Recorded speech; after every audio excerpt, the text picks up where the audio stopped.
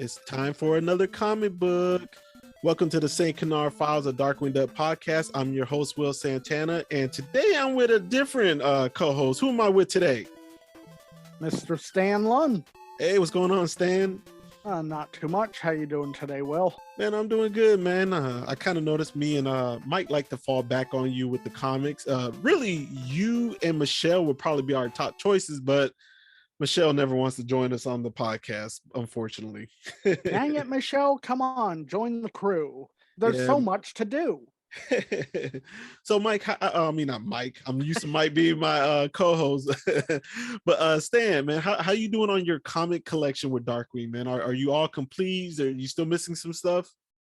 I'm missing a couple things. Like I don't have every issue of Colossal Comics yet. I don't have every issue of Disney Adventures that had Darkwing. Mm-hmm. And I don't have the 2 issues of the Disney Afternoon Giant, but I have basically everything else. I've got the entire Boom series. I've got the entire Joe Book series. I've got all the 4 issues of the Disney comics. I got the 2 special issues they did, Justice Ducks and Darkwing Duck Returns. I've got all 10 issues of Disney Afternoon. Okay. I am missing a few of the Colossals. I think I'm missing like 4 or 5 of them. I'm not sure. So I'm halfway there on the Colossal.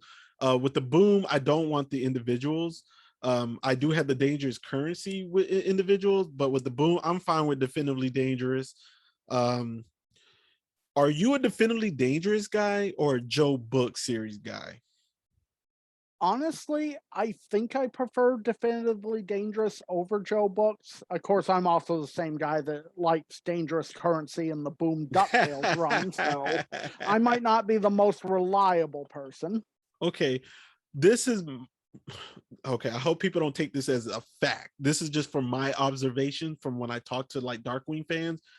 I feel like the casual fans prefer Definitively Dangerous. Now, I know you're not a casual fan. I'm not calling you that. But I noticed like the hardcore die-hard fans kind of tend to go toward the Joe Book series. So I don't know, but I don't even know any casual fan who's like Dangerous Currency. So Stan, you're on your own on that one. And I think you're the only person I know who likes the Ducktales Boom series also. I have not heard many good things about that one. I mean, I know it's got some problems, but I enjoy it for what it is. Okay. All right. So Stan, when did you start collecting the Disney Afternoon series? For those who don't know what we're talking about, it's from Marvel, correct? The Disney Afternoon. And Darkwing is somewhere on the cover on all 10 issues, correct? Yes, he is. All right. And I think that's why I wanted to collect it, just because Darkwing, does he have a comic in every issue? I've never read them all. Yes, he does, but in at least one issue, his comic is a single page. Okay, but he's still in there though, right? Yeah. All right. Now, for those who are watching us on YouTube or listening to us on YouTube, you get to see the visual of each cover. If you're listening on Spotify, Apple, Stitcher, and so forth, you can Google this stuff as we talk about it, or maybe after the episode, or if you want to pause this for a little bit. So we got on the issue number 1, we got Darkwing with Goof Troop, Tailspin, and I don't even want to say the other guy's name. Bonkers. Yeah. It's a pretty cool cover, right? Yeah, even if the story inside has a few questionable art choices. Okay, and this is basically this is a good representation for Disney Afternoon, even though Darkwing's the biggest one on the cover, right? Yeah. You got 3 other ones on there. All right, and then we got issue number 2. I don't know if this represents Disney Afternoon really that great, but definitely represents Darkwing. Oh yeah. So if you're a Darkwing fan, this is a really good cover. You agree? Yes. Okay. I actually like this next cover, Stan. This is number 3. We got the Goof Troop Christmas one, right? Yep, with a little Darkwing in a bubble. Yeah, a little Darkwing in the bubble. This one, I don't think is expensive, but I think it's like in the teens normally where I see it priced. 15, 18, $13 around that price. Yeah. Okay. All right, issue number 4. And that is my favorite cover of the bunch. This is your favorite cover? Yes. Okay. I haven't got to mine yet. This is a cool cover. What is it? A New Year's one? Yep. Yeah, it's a New Year's theme one with Darkwing and Gauze. So this one doesn't represent Disney Afternoon that great to me, in my opinion. But it represents Darkwing really good. Yep. All right. And then we got number 5. This one I think represent Darkwing pretty good and not the Disney Afternoon. All right. Number 6. Another Darkwing centric cover. I'm sure you're all noticing a theme by now. Yeah. All right. Now this next issue, Stan, we got to talk about just a little bit. All right. We got number 7.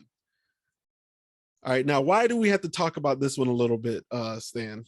Because that is the second most valuable issue of the Disney Afternoon. Yeah. And who do we have on the cover on this one? We actually have Baloo and the Sea Duck with another little Darkwing in a bubble. In fact, yeah. I don't quote me on it, but I think Darkwing's story in that comic is 1 page. 1 page. Okay. Now, Stan, let's chit chat before we get to number 8. Let me keep holding this up for a little bit. Number 7 is the most expensive one, correct? Second most expensive of the 10. Second, yeah, second most expensive. It's not rare though, correct?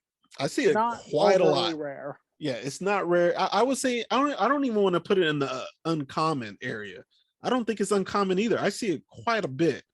Why, in your opinion, do you think it's the second most expensive? I have my reasons why I think it is. I have 2 ideas on that. One is the fact that it's a Tailspin-centric story, and there are a lot of Tailspin fans. But another reason, I think, and this actually also probably harkens back to the Goofy issue you showed earlier, I think the covers that focused more on people other than Darkwing tended to be a little more sought after, because I think Darkwing was kind of a cover hog for this series. So any issue that had someone else was like, "Oh, that's awesome." Yeah, I'm kind of more with the Tailspin fans wanted it, because if you wasn't a Darkwing fans, there were just so many Darkwing stuff out there. But if you were a Tailspin fan with Baloo and the Sea Duck on the cover, you had to get this. Yeah. So I think it was highly sought after for the Tailspin fans, so that's why I think it is the second most value. On average, Stan, I see it around $45. I know you're more on eBay and Mercari more than I am. What is the average price you see it for? I want to say that I've usually seen it in the 20 to 35 range myself. 20 to 35. Okay. I guess because I don't look on eBay as much as you do, I normally see it around the 45 price range. But I definitely think 20s is still, 30s is still for it. Anything below 20, you better jump on it ASAP. Yeah. Yeah, but I think it is the second most expensive. All right, let's move on to number 8. All right, go ahead, Stan. Who's on this cover? Bushroot, Darkwing, and Gosalyn. So it's another Darkwing hog, right? Yeah. Now, this one, the next one, number 9, I don't think it's rare, but this is the first one I would say is uncommon. I don't see it often, but I do see it, Yeah. And who we got on the cover on this one? We got Darkwing watching the Rescue Rangers. Yeah. Why do you think this one is more uncommon? Do you think because it was later in the series? I'm pretty sure that is the big reason. Yes. That's the big reason. Okay. All right. Now we got to get on to the big boy, the one we are actually reviewing today for the podcast. Let's get on to issue number 10. All right. We both got it up. Oh, hold on. You trying to brag now. Hold on now. Hold on. Yes, Will, you have two of them, but I paid the least for mine. Okay. So we got number 10. We got to talk about number 10 really quick. And the reason why we are going to review one of the comics in number 10. All right. Number 10 is the rarest one. I rarely see this one go up. Very rare. I would say I see it priced all over the place, but on average, I see it above $100. Yes. I would say on average, I see it anywhere from 100 to 150. That is about the range. Yeah, You can sometimes find it a little lower. Sometimes I see it for $50. Sometimes I see it for $75, $80 in that ballpark. That's very rare now. So if you see it anytime below 100 and you don't have this issue and you want it, you better jump on it. If you're like me, who's a cheapskate, you might want to be more patient. I think really, if you see it at $50, you need to go ahead and jump on it. I got it cheaper than 50. Me and Stan are about to talk about how much we paid for this one now. All right. I think I should go first, Stan, because you got a better deal. I'm gonna talk about the first one I got. Okay. All right. The first time I got number 10. I was already collecting these, Stan. I had like 4 of them. I didn't have them in a specific order. They were kind of just price range. I got them for $3 here, $6 there, $4 there, so I had like 4 of them. But then I saw it on eBay.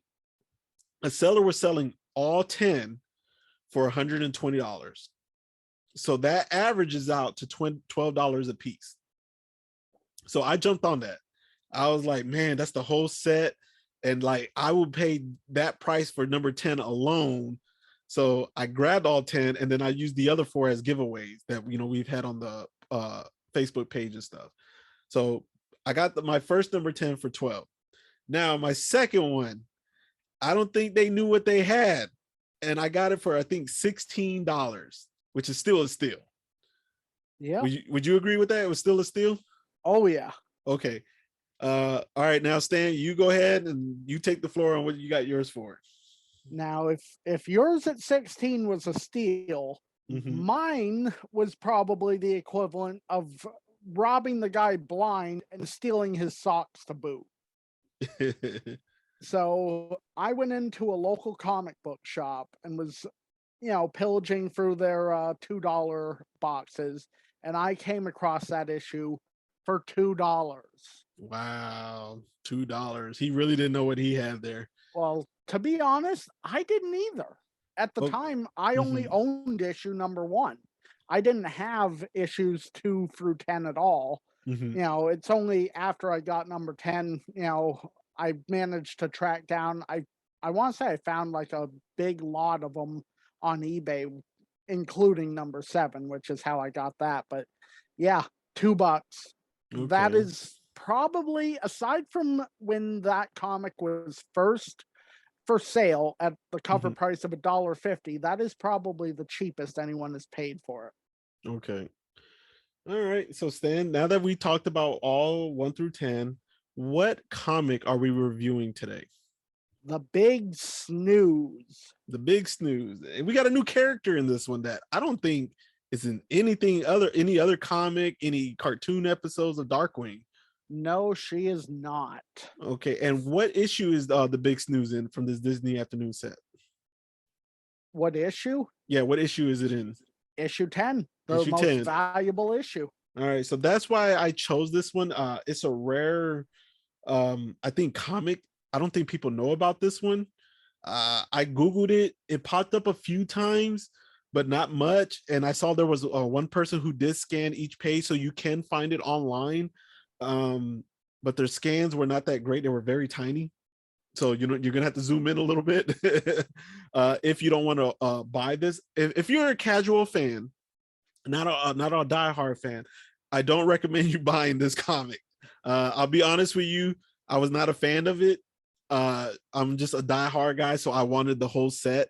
So, but if you're just a casual fan and you want to read it because you like Darkwing, read the scan online.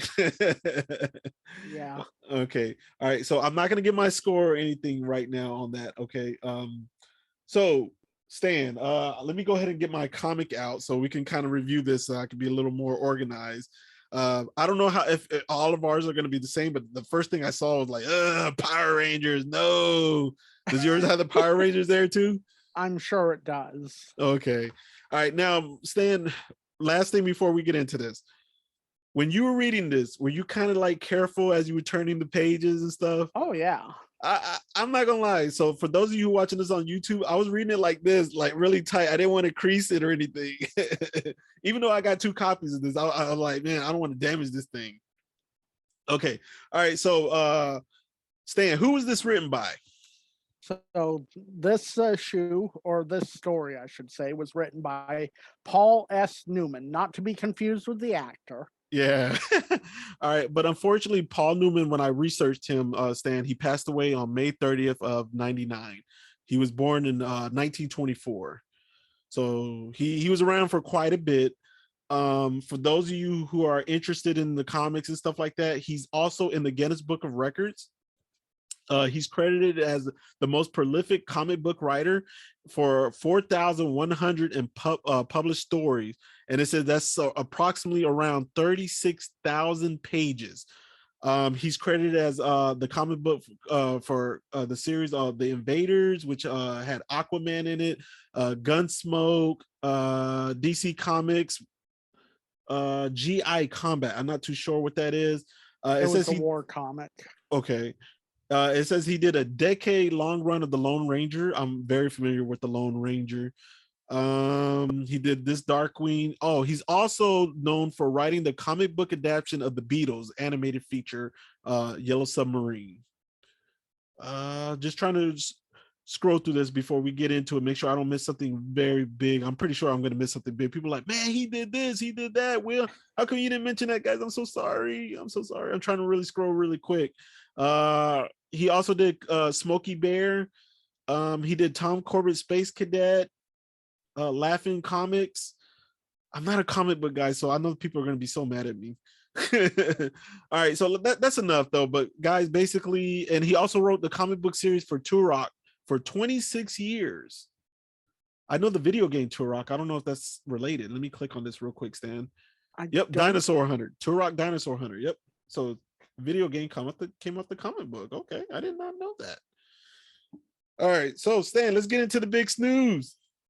All right, let's get on to this first page. We see a lady. She's kind of creeping in the middle of the night, and I see the tap tap sound. Why is it tapping? Because of the high heels? Yeah. But she's not really creeping in the middle of the street, or she kind of is, right? It appears to be in the middle of the street. Yeah, and then we get Darkwing, and what's he watching? Well, he is watching Basic Ingredients. Starring who? Which stars Sharee Rock.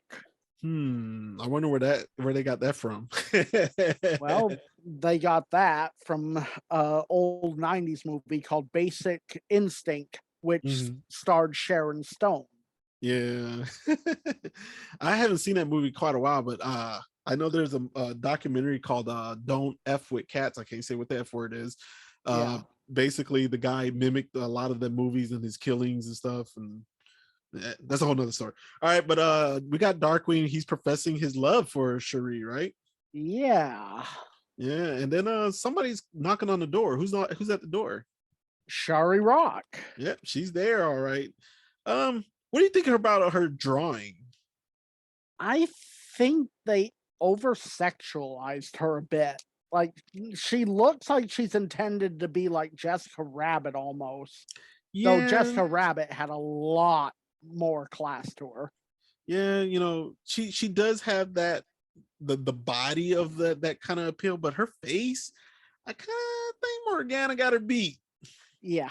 I think Morgana's got her beat, man. But anyway, she grabs Darkwing and she gives him like a huge hug, and he's just shocked. Like, wow, she's here. He's really shocked. And we got some bad guys creeping around though. Yep. Who we got creeping around, Stan? Bushroot, Steelbeak, and Tuskernini. Yeah. I kind of like having them in this a little bit. But it's kind of cool to see them, but I see you're sighing already. hold off on that, Stan. Hold off, okay? We'll get into that. All right. So obviously, by Stan's side, my comment at the beginning, y'all know where this is how this is going to end. Pretty much, I'm pretty sure.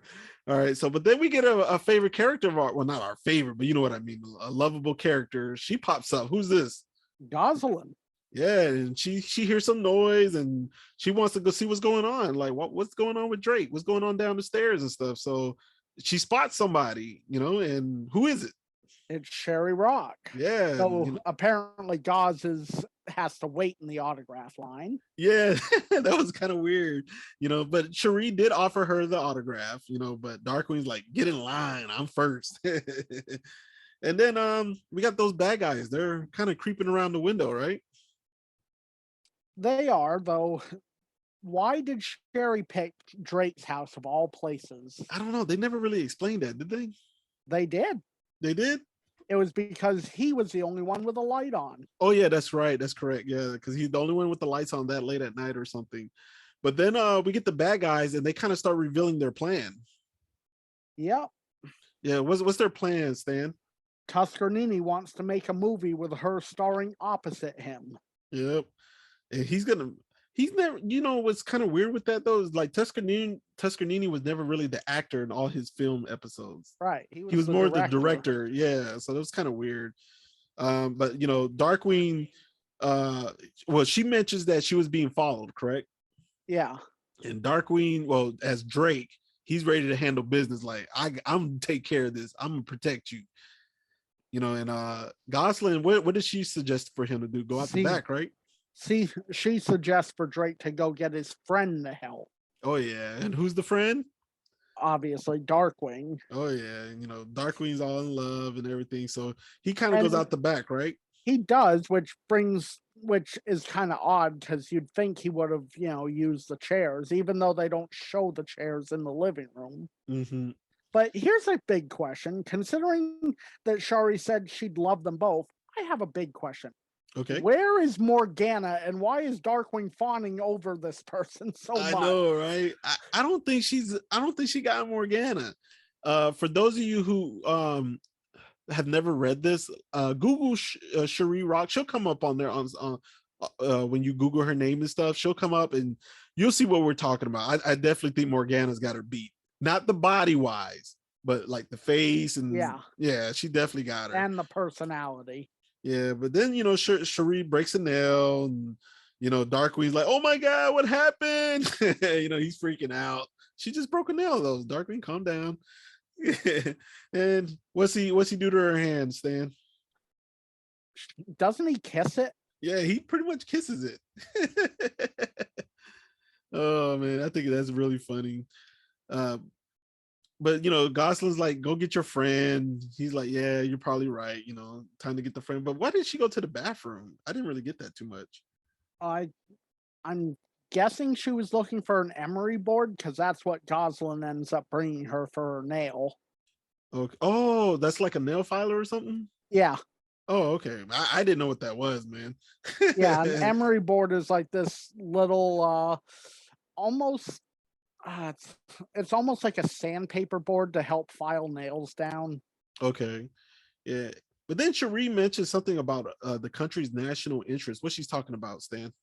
Apparently the president needs her to come to the White House because he needs to be on good terms with the prime minister of Oilandia. And the prime minister of Oilandia is apparently a big fan of hers. Mm-hmm. Yeah, but then we get Goss and she takes out the window from the bathroom, right? Sneaks out it, I think, right? Yeah, she sneaks out the bathroom window, and who does she spot? Tuscanini and Bushroot, and she calls them Peeping Toms. They kind of do look like Peeping Toms, though, man. So I'll give her that. Yeah, but they try to lose her, though. But, so they start running through the alley, and okay, I had to flip the pages real quick, Stan. Okay, so what happens now? They're running from her, and what happens? Well, she uses a trash can to bowl them over. Mm-hmm. And then Tuscanini comes up with a plan to kind of like booby trap her a little bit. Yep. He trips her with a rope. Yeah, he trips her with a rope, and then we get finally Steelbeak. Yeah.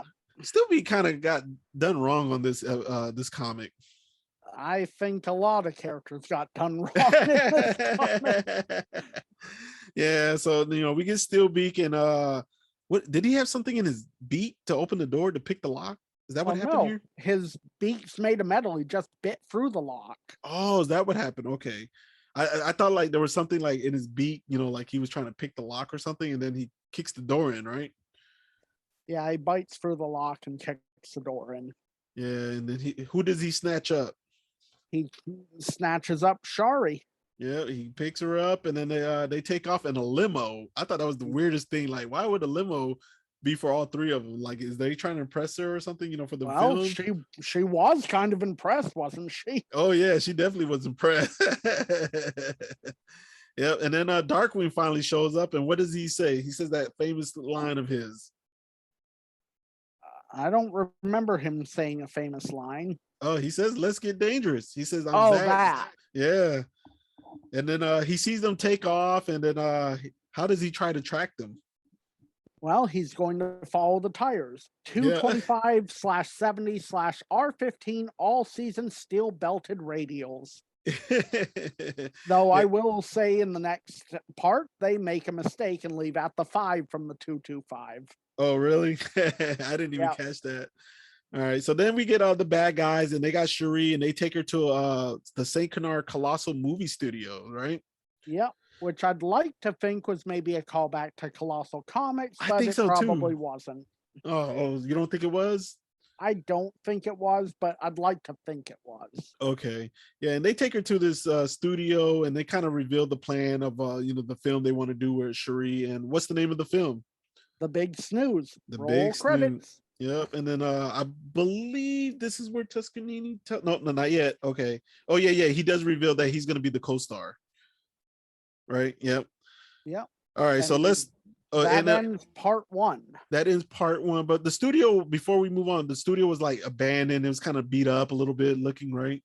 Yeah, they said they hadn't made movies since the advent of sound in movies. Mm-hmm. All right. So where is? I'm trying to find part 2. Oh, you're gonna skip past the Bonkers comic? Oh, I am. All right, so on page 21, that's where at least on mine, it should be page 21 for you too. It most likely is. I'm not even following the comic, Will. I wrote notes down.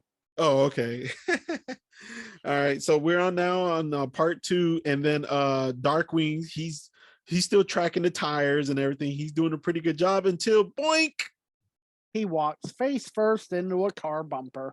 Yeah, poor Darkwing. All right, and then Darkwing sees the Colossal Studios, and they're working on the script. They're working on filming, and Tuscanini explains who the cameraman is going to be. Who's the cameraman?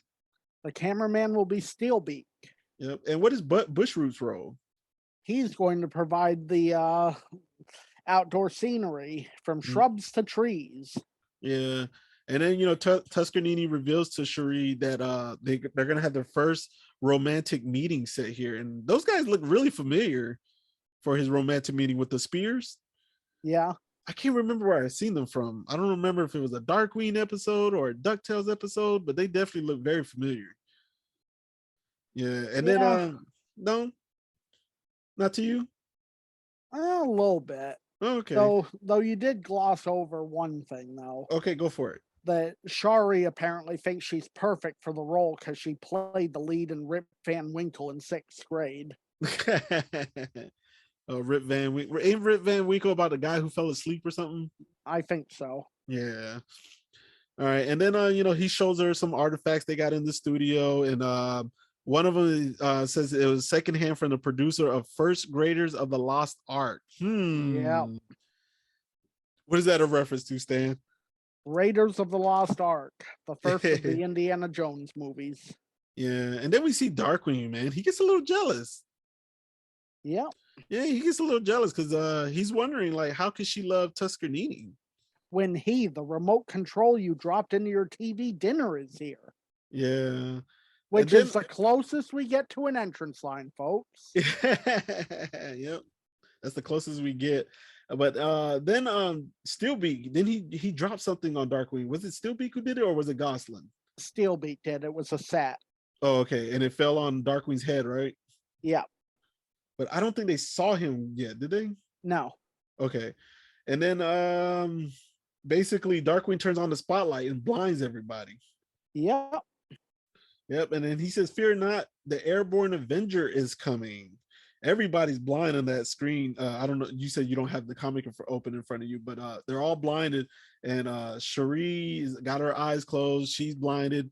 And then Steelbeak, I don't know what he zapped. It says zap. I couldn't tell what it was. Well, I know Steelbeak ends up turning off the spotlights with his beak. Oh, that's what it was. Okay. And then he runs off with Sharee. He has her like in his arm and everything. Until Gosling knocks her out of his arms and then the DWs. Yeah, into DWs. And oh man, he looks so romantic right there. So he starts running off with Sharee, and she sees these skeletons. She's scared. Then Tuscanini comes in. What else we got? Gosling, she picks up a can of paint. Yep, and hits Tuscanini with it. Yep. And then Darkwing still makes a run. They're freaking out. They see some of the props and everything. That they see snakes. Yep. She's freaking out because she feels she's the superstar. And then we see the plane. Well, she also insults DW's costume. Yeah. Now, this is a little weird to me, Stan. They escape on a plane. Yeah. Since when can DW fly a plane? And that brings me to my next question. Where is Launchpad? I mean, I think they established Launchpad lives with Gosling and Darkwing, so where's he been this whole time? I have no idea. But then the bad guys, they get hit on the plane. They're chasing them, and what happened to their plane? Well, apparently Darkwing's plane loses the bolts. I'm not sure how their plane stays intact after that, but they lose their bolts, and it knocks out the enemy plane. Yep. And then it kind of, to me, like just jumps around, and they're all of a sudden at the White House. I thought that was really weird. Yeah, and who's Sharee there to meet? The Prime Minister, but he is bored. Yeah, he's definitely bored. And how does Darkwing lighten him up? Well, he whispers something to him, and then they all start laughing. Yeah, it looked like him and Gosling are like arm wrestling, right? For some reason, yes. Yeah, I thought it was really weird, and that's the end. Yeah. All right, so Stan, man, let's get into this, man. What did you think of this comic? I thought it was terrible, to be honest. It didn't fit the tone of Darkwing. There were plot holes that were big enough to drive a Mack truck through. Mm-hmm. The tone was inconsistent. It was really bad. I'm sad to say that because I tend to like most thing Darkwing. Like even when it came to the original, Boom Studios comics, like Dangerous Currency, even though that had problems with it, it was still an enjoyable read. Mm-hmm. I found myself kind of slogging through this one. Okay. Yeah, you know what? Let's give it a score, 1 through 5. How many gas gun canisters you would give this one? 1.5. 1.5? Okay. I didn't care for the Sharee character. I mean, it is kind of cool sometimes when you get a new character and you probably won't see them again. But I didn't care for her at all. I thought the bad guys were not used correctly. I don't know why Steelbeak would be with Tuscanini and Bushroot. That was a little off to me. No launch pad flying the plane at the end. It was like the ending, like it kind of felt like they didn't even know how to end this comic. Yeah. Like, what are we gonna do? We need to end this. It has potential. I would recommend this reading it one time. That's about it. I would give it a score of a 1. So looks like I was actually slightly higher than you. Yeah, you're slightly higher than me, man. I probably don't see myself reading this again. I would hope if you wrote it, you'd write it better than that. Yeah, but I don't know, man. I don't think the $150 price for it is justified. How bad what the comic is. The cover looks cool. I definitely think the cover looks cool. I don't know, man. I don't know what other comics are in there. You said Bonkers comic was in there too? Yeah, that's I think the only other comic that's in there is a 2-page Bonkers comic Yeah, and it's, the it's letters page. And the Bonkers comic and the letters page do not make up for the terrible DW story. yeah. Now I know Sharee was not a bad guy, but on a score of 1 through 5, what would you score her? I'm actually going to score her a 0. A I did zero. not like her at all. I mean, I know they were going for her being an airhead, but I thought she was too much of an airhead. Okay. I'm gonna give her a little bit higher score than you. I'm gonna give her a 1. She was new at first, like when her character first appears. I'm like, hey, okay, where they gonna go with this? But by halfway through the story, I was like, okay, I've had enough of her. She Yeah. really didn't provide anything because like even when the bad guys got her, she didn't do anything. She was Nope. pretty much useless. It was like Darkwing was like in love. Morgana would have been a better fit. I think Tuscanini would have been the only bad guy that he really needed. Yeah. Yeah, I just Like didn't see. I don't think they needed Bushroot or Steelbeak. Tuscarnini and his penguins would have been enough and probably would have made it feel at least a little less cluttered. I think if they had raised her intelligence a bit, Mm-hmm, if they had fixed, Darkwing being like head over heels in love with her, if they'd had Launchpad there or had mm-hmm. them get away in something other than an airplane. Yeah. All right. So that's the Big Snooze. It's not a common comic. I picked this one because I think it's a rare comic, Stan. That's why I asked you to join me for this one. Yeah. I don't think it's one people really know about. Um, and I think that's what the kind of the route I'm gonna go with some of these comics when we do review some of the comics, like try to get away from the heavy hitters. I kind of felt Liquid Diet was a must though. I think Oh yeah. that was a great one, and with Liquidator, and I think that one could have been adapted to an episode. It could have for Yeah, sure. this one, nah. I'm gonna say I'm glad they didn't adapt this one to an episode. I think it would have been one of the bottom tier episodes if they had. Yeah, definitely, man. I definitely agree with you, man. All right, so that's it for the Big Snooze. If you're tuning in for the first time to this podcast, you can find us on Amazon, Amazon Echoes, Apple, Spotify, Stitcher, Google Play. Well, I don't think Google Play even exists no more. I got an email about that. I don't know. Yeah. Pocket Cast, iHeartRadio. Mike normally does this, so I'm trying my Radio best. Public, Radio Public, Pandora. Pandora. We're pretty much everywhere. There's even some new ones I've seen like Podbean, Podbay, Audible, which is also owned by Amazon. We're everywhere. Stan, you got any shout outs today? Well, I actually have a couple birthday shout outs because Yeah. the day this is airing, two of our friends have birthdays today. Like Okay. to wish a very happy birthday to Tiffany Silver Braun Tiff, happy birthday. We love you. and a happy birthday to Lyle Convoy. Lyle, that's my dog with the awesome drawing that he did for me of Yeah, Quacker Jack and who was it? That was Quacker Jack, Banana Patty Brain, Whack. and Patty Whack. Yeah, it was awesome, man. Yeah, so definitely, man. So shout out to them, man. So that's it for this week. And next week we got Mike coming back, not with me because I'll be out of town. But Mike will be coming back with Bill, and they're gonna be doing a whole podcast episode with deceased actors, voice actors, and some of the writers and stuff that was part of the cast of Darkwing. So that's gonna be really interesting because Yeah. there are some good ones, and there's some that should be mentioned or should be getting some love, man. I understand the love Christine Cavanaugh and Dana get. I get that. Yeah. But And Phil you know, it Hartman. but it's just as good to reference people like, like Bushroot's actor. Definitely. Yeah. So that y'all stay tuned in for that. They're gonna probably talk about a whole episode about some of the deceased actors for Darkwing and some of the writers as well. I don't know if they're gonna do animators. Mike hadn't mentioned that to me yet, but definitely, man. So that's it, man. So Stan, I appreciate you coming on to me with this one. I'm definitely gonna have you come back probably sooner than you think. Me and Oh, you could it's talk some always more a comics. pleasure. Okay, yeah, definitely, man. We got some more comics. We could talk about We got the Disney Afternoon Marvel set. We got some of the Disney Adventures. Maybe something. What about that book that came out, that Chaos Guy? Is there anything to do in there with Darkwing? The only other thing in there for Darkwing aside from Chaos God was Just Us Justice Ducks. Okay, yeah. So we don't need to do that one.